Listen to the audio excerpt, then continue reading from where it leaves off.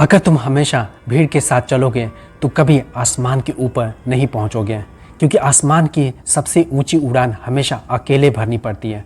और शायद इसी वजह से ईगल जंगल का राजा नहीं होते हुए भी बाकी सभी पक्षियों से ऊपर उड़ता है। पहला, ईगल हमेशा अकेले उड़ता है और बहुत ऊंचाई पर उड़ता है। वो गौरैया, कौवे और छोटे पक्षियों के साथ नहीं उड़ता। मतलब अपनी ज़िंदगी में उन लोगों से दूर रहो जो छोटी सोच रखते हैं, जो तुम्हें नीचे गिराते हैं, तुम्हारी ऊर्जा खत्म करते हैं। ईगल हमेशा ईगल्स के साथ उड़ता है, इसलिए अपनी संगत ऐसी बनाओ जो तुम्हें ऊपर उठाए, तुम्हारे सपनों को बड़ा कर सके और तुम्हें बेहतर इंसान बनाने के लिए इनकरेज करें। दूसरा, ईगल की नज़र बेहद तेज और सटीक होती है। वो लगभग 5 किलोमीटर दूर तक अपने शिकार को देख सकता है और एक बार जब उसका फोकस अपने लक्ष्य पर टिक जाता है तो रास्ते में कितने भी रुकावटें क्यों ना आ जाए, वो अपना ध्यान नहीं हटाता जब तक शिकार उसके पंजों में ना आ जाए।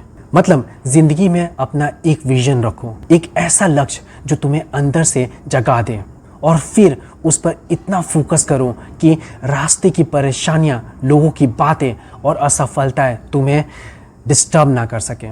तीसरा, ईगल कभी मरी हुई चीज़ें नहीं खाता, वो सिर्फ ताज़ा शिकार करता है। मतलब अपनी पुरानी सफलताओं पर जीना बंद करो।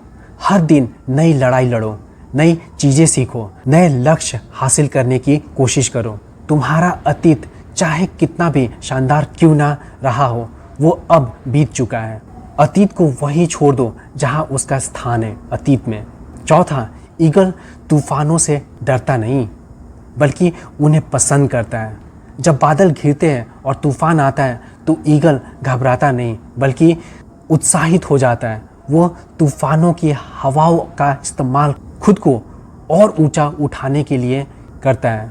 जहाँ बाकी पक्षी पेड़ों की शाखाओं और पत्तों में छिप जाते हैं, वही ईगल बादलों के ऊपर और ऊपर उड़ रहा होता है। मतलब जिंदगी की चुनौतियों से भागो मत, क्योंकि यही मुश्किलें तुम्हें पहले से ज़्यादा मजबूत बनाती हैं। तूफान तुम्हें तोड़ने नहीं आते बल्कि तुम्हें ऊंचा उठाने आते हैं। जो लोग ज़िंदगी में बड़ी ऊंचाइयों तक पहुंचते हैं वो चुनौतियों से डरते नहीं बल्कि उनका इस्तेमाल अपनी ग्रोथ के लिए करते हैं। पांचवा, ईगल अपने बच्चों को उड़ने सिखाने के लिए उन्हें आराम में नहीं रखता। वो घोंसलों से मुलायम घास और पंख हटा देता है ताकि बच्चे असहज महसूस करें। धीरे धीरे घोंसले में रहना के लिए मुश्किल हो जाए और आखिरकार वो उड़ना सीख जाते हैं। मतलब कंफर्ट जोन में रहकर कभी ग्रोथ नहीं होती। जब तक ज़िंदगी तुम्हें असहज महसूस नहीं कराएगी तब तक तुम अपने असली पंख नहीं पहचानोगे। जो इंसान हर समय सिर्फ आराम चाहता है वो कभी अपनी असली लक्ष्य क्षमता तक नहीं पहुंच पाता। छठा, जब ईगल बूढ़ा होने लगता है तो उसके पंख कमज़ोर हो जाते हैं। उसकी चोंच और पंजे पहले जैसे मजबूत नहीं रहते। वो पहले की तरह तेज और ऊंचा नहीं उड़ पाता। अगर वो ऐसा ही रहे तो धीरे धीरे उसकी मौत हो जाती है। इसलिए वो पहाड़ों में एक अकेली जगह चुनता है। वहाँ वो अपने कमज़ोर पंख खुद नोच देता है, अपनी चोंच और पंजों को चट्टानों पर मार मार कर तोड़ देता है। यह एक बेहद दर्दनाक और खून से भरी प्रक्रिया होती है, लेकिन वो हार नहीं मानता। वो इंतज़ार करता है जब तक उसके नए पंख, नई चोंच और नए पंजे वापस ना आ जाए और फिर एक दिन वो पहले से भी ज़्यादा ऊंचा उड़कर वापस आता है। मतलब ज़िंदगी में कभी भी हमें अपनी पुरानी आदतों, पुराने डर, पुराने सोच और उन चीज़ों को छोड़ना पड़ता है जो अब हमारी ग्रोथ में मदद नहीं कर रही। चेंज डर देता है, लेकिन वही डर तुम्हें दोबारा जन्म देता है।